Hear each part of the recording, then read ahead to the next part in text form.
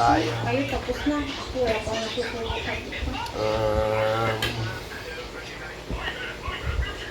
Hindi lang. Ano masakay na para sa graduation ni JD? Wow! Tignan mo na kung kailan niya i-galing sa ano. Ako naman, ayoko lang pero. Pero yun ba? Hindi naman alam yun. Napalagyan niya Dapat na. tayong wala. Papamangin na. Ako naman, ayoko lang. Hindi niya pa napalagyan ng ilaw? Kanobela naman lang. Hindi niya pa napalagyan ng ilaw? Hindi. Gabi na. Bukas may Sa ano daan pa lang sila. Naubos na yung oras nila. Tingnan mo, 5:30 sila umalis. Grabe ka. Layo din kasi na. 8 hours. Diba? Grabe ka layo.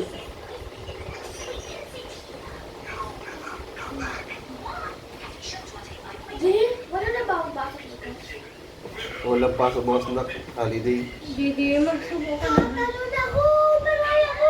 Sige, tumalon ka. Bakit malulog siya? Inta. Ano? Tutalon ka? Ako. Isang buwan at kalahati tayong mag-aarambulan. Yay! Saya? Everyday rumble day. Yay! Makakajagod! Hello, bakit? Maganda na lang ko. Double flip yung kwarto ko. Di ba, boy? Ay, nandun siya ng taas ko. Kaya nga po, yung mangyayari din yan. Wala kami na yung one. Wala pa ka tayong pera. Yung ginastos siya sa kwarto. Ginastos siya sa travel. Ano mo na bang katabi si Mami? Ay, si Lina? Ano nga kita nakakatabi po niya? Ilang buwan na. Ayaw mo na bang katabi si Katulong? Kaya, labas ka muna ng isa pang water, please. Takot ka naman pag natutulog. Di no. Lagi naman kayo nag-aaway ni Lena. Hindi Kami nga, Lagi mo sinisipa. sinarado mo ka ng pintuan. Oh. Nakatulog ako. Oh. Di na ako takot. Pala eh. Mami, tapos na kayo kumain? Ako simula ko lang. Ako din. Di gusto ko. Ganun dapat na. Bakit? Kung matapos. Dapat. Minsan, pag natatandaan ko yung word na sleep paralysis o bangungot, di na ako makatulog. Paralysis. O, inisip ko na ngayon, di na ako makatulog mamaya. Bakit anak natatakot sa bangungot? Tulog. Madilaw talaga siya din, nakakainis. Yaw. Pag Yung cellphone. para pag Ay, gising, sige, reset mo na. Wait, Okay na mo, oh. Yeah. Sa settings kasi. Wala. i-google mo. Dapat tinanong mo muna sa ano doon, sa babae. Yung babae kahit na kunti kita nila sa tablet, alam niya kung ano na sunod na pipindutin eh. Yan. Parang lahat sila doon. Natama na. Naki, ano mo to si Raymore, i-follow mo. Ay, kaya ko dito, oh. Doon ng Facebook. Dito, oh. Dito. Ano mo, may YouTube video. Oy, Lena. Is the earth, and here's this is the earth, and here's what's inside it. Pero paano nga ba nila ito nalalaman? Ano yung art natin? Ano? Ano nga ba raw nalalaman ng mga scientists kung ang itsura at ano yung nasa Gusto ko yan siya kasi maano yan siya. space something?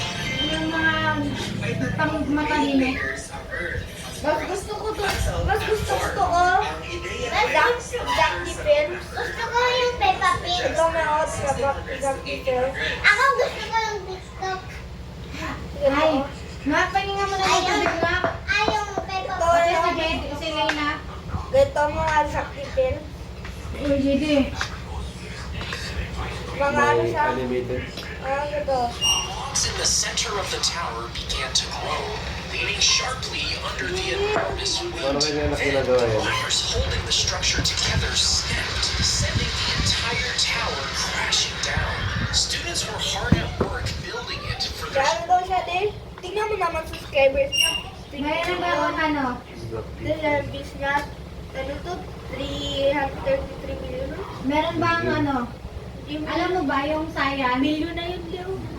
Di ba ang science hindi naniniwala sa Bible? Check out this painting. Pero, Check out this painting. nauna pa ang Bible sa science. Sabi ng Bible, doon sa may verse siya doon, na ang universe ay nag-expand. Sinabi naman ng science na 1950s na lang or 1930s na lang nila kinonfirm na nag-expand yung universe.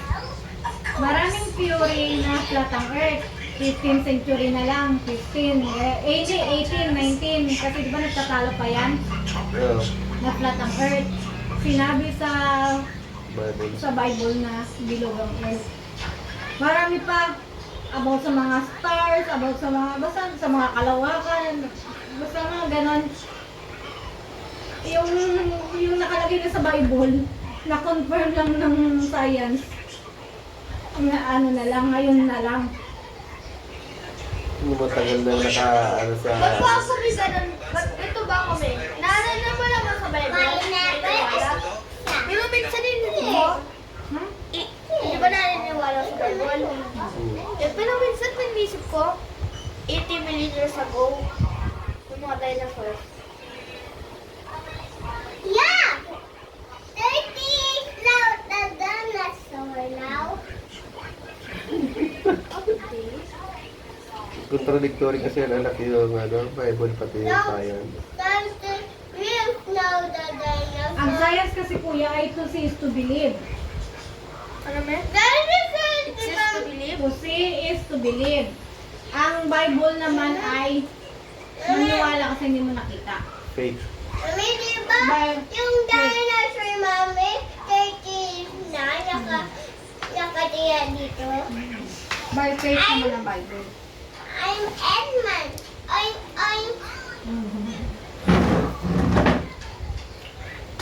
Kaya nga may gospel kuya. Ang gospel ay actual na nakita yung ginawa ng Jesus. Actual na nangyari. Paano nyo nakalaman na actual?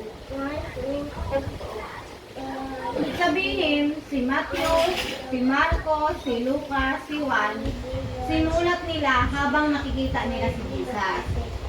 Nakikita nilang naglakad sa tubig, nakikita nilang bumaba yung Espiritu, nakikita nila. Totoo yan?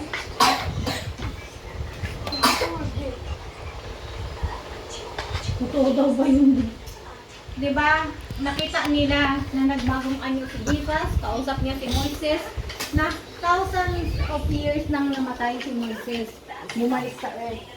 Kausap niya si Elias, na thousands of years na rin namatay. Pero si Moises at si Elias, hindi rin nagkaabutan sa mundo. So, paano yung papaniwalag ng science, diba? Tapos ito, Na- yung pinakamusbo ang Hindi. discovery sa ilalim nito. Ang science, Paano nila ito nalalaman? pag namatay ka, Maraming magiging lupa ka lang magbibigay ka. Ang Bible, pag namatay ka, mapunta sa langit. Ano ang gusto mo mapuntahan? Lupa? Na magiging ano ka lang o magiging ka sa langit? Oo. Anong gusto mo? Science o Bible? Hindi ka masasave anak ng science. Ako hindi. Ang Bible, masasave ka rin kapag namatay ka na. At saka ang ano na,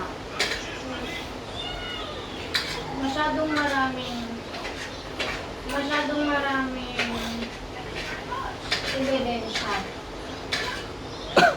sa ang Bible.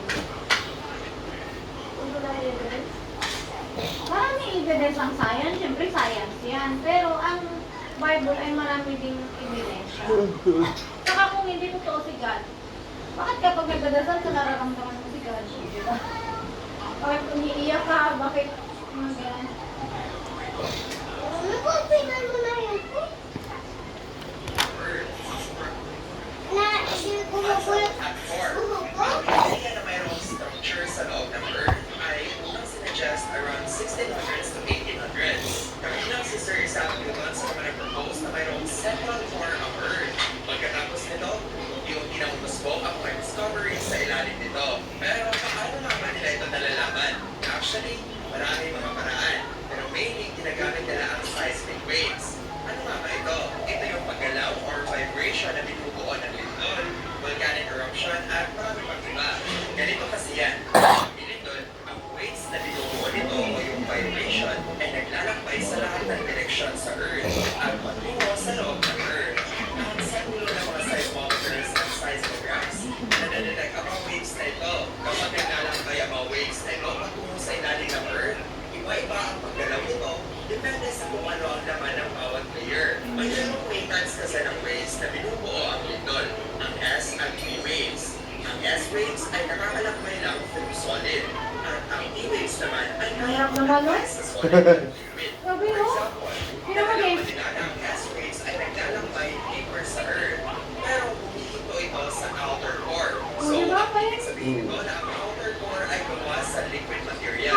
Kasi nga, ang S waves ay hindi kayang maglakbay through liquid. Ang pagsabog din ng vulkan at magnetic field ay tumutulong para malaman natin kung ano ang composition ng bawat layer ng Earth at marami pang data. Dapat na ang gravity ng Earth ay nagpupul patungo sa ilalim nito means mayroong core ang Earth. Yan lang. Bye! Okay, share ko lang guys. Someone asked, ano nga ba ang biggest question na hindi sa mga science? Wala. Explain something? Well, personally, I think sobrang dami pang question na walang definite answer ang science. Here are some of those. Una, kaya ba may universe? The answer in science of universe ang universe. The biggest questions pa rin ay kung bakit ka ba may universe? In the first place, 公務の性によって存在を被った場合、公務員本人は訴えられないから国を訴えることになる。判定や相手の考え方として難しいであろう答えを演奏としています。朝方地鶏の気温が撮影している今こそ特大のチャンスだ。 may subjective takes sa mga bagay-bagay. Kagaya nito, bakit natin tinatanongまず ang は最善の特 bagay? 徴 Pangatlo, anong kapalaran ng universe? Isa ito sa mga biggest questions na walang definite answer in science. Kung alam natin ang universe ay kumalagat na 象徴 expand. ってそんなに難しいのか。 Biggest question daw sa science. Ano raw ang kapalaran ng universe? Yun ang hindi para rin. Ano raw, biggest question daw sa science na hindi ko masagot. Walang definite answer. Yan na. The biggest question sa science na hindi masagot. Walang definite answer. Isang question, ano ang kapalaran ng universe? Hindi masagot ng science. Pero anong sabi sa Bible? Di ba? Pagdating ni Lord, mawawala na ang langit, ang lupa, ang earth. Tayo ay magkakaroon ng bagong Jerusalem. Di ba? Pero sabi na kagad sa Bible yung katapusan ng mundo. Pag dumating ang second coming ni Jesus, yun na yung katapusan ng mundo. Pero sa science, wala silang sagot. Hindi pa masagot. Hindi pa nila masagot. Alam natin ang universe ay lumalaki at nag-expand. Pero the question is, in the future, ano ang mangyayari sa patuloy na pag-expand nito? Mag-i-end ba ito sa sabog ng universe? Basically, walang definite na sagot. And lastly, bakit tayo natutulog? Although alam naman natin na para mag-recharge tayo at magkaroon tayo ng energy for another day, pero yung sole purpose talaga ng pagtulog ay hindi pa rin natutulog na yun. Kung ano ang history nito at bakit talaga tayo natutulog? Sa kasalukuyan, marami pa talaga mga questions na wala pang definite na sagot ng science. Pero hindi ibig sabihin na credibility or science is a less of a field of explanation. This is also one of the principles ng science na patuloy tayong maging curious para mawailan natin ang scope nito. Yun lang. Bye! Sabit na rin Kaya ang science talaga, mas malawak siya. Mas malawak talaga siya sa science ang pinakamalawak na subject, no? Oo naman. Ang math, ano agad eh, may sagot ka agad eh. Sa science, maraming Science, parang everyday may... Sa science, maraming trabaho ang kailangan mo para maano mo yung ang science, magawa sa science. Ang matindi, kukunti lang. Bonus ka na.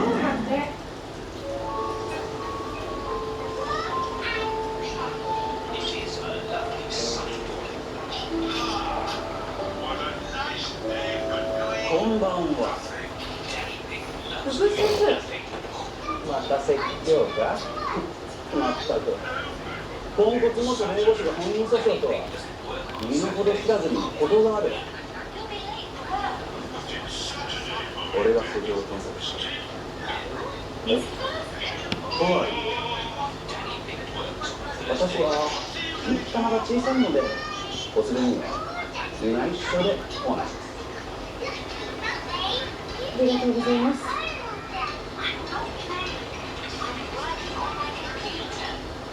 ありがとう。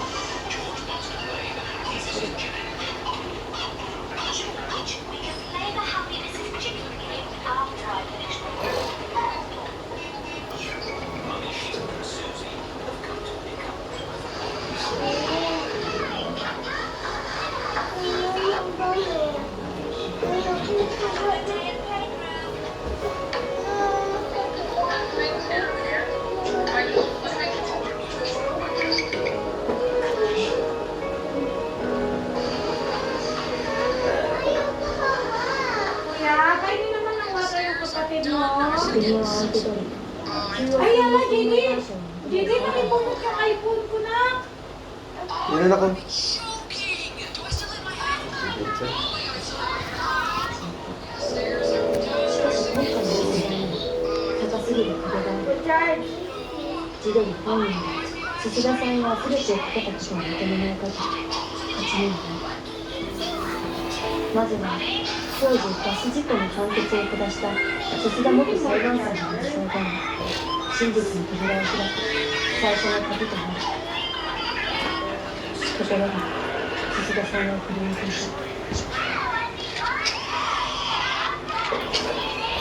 傍聴席に千鳥が現れた。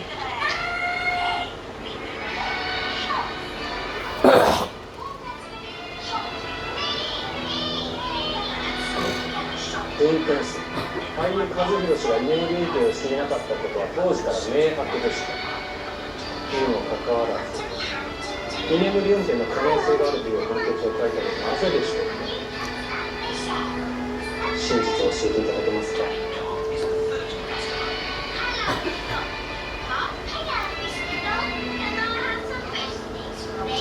私はバス事故の裁判が始まってから千鳥さんを呼び出され例のバス事故の件だわね。単なる気象事故では済まないそうなんだ。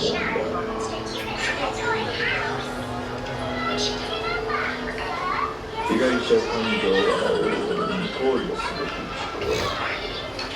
Wala pa rin na nadirin yung media kung inaano din. Diba? Na-rest house. Muna ka bilhin sa rest house? Hindi, tingnan mo. Sige lang na daw. Pinakita ka na sa mama niya. Wala all. Naiiyak kasi yung mama niya. Ayan, no? Hindi lang din. Malaking bahay lang din talaga siya sa probinsya. Pero may malaking bahay. Tapos may food mo sa swimming pool. Tapos malawak yung bakuran. Tayo na rin nakakayo mama niya. Oh. Tawa. Grabe si Charot. Ayan mo. Si Tawot. Ayan mo, laki ng bahay. Matagay tutok. Ayan mo, tapos may kubo pa. Ang laki masyado. Ganda nga eh. Ito pa matagay tutok. Sana all. Duling na ako. Ikaw tayo. Tayo Tingnan mo naman kung gano'ng kalawak din. Hello, naduling na ako. Eh,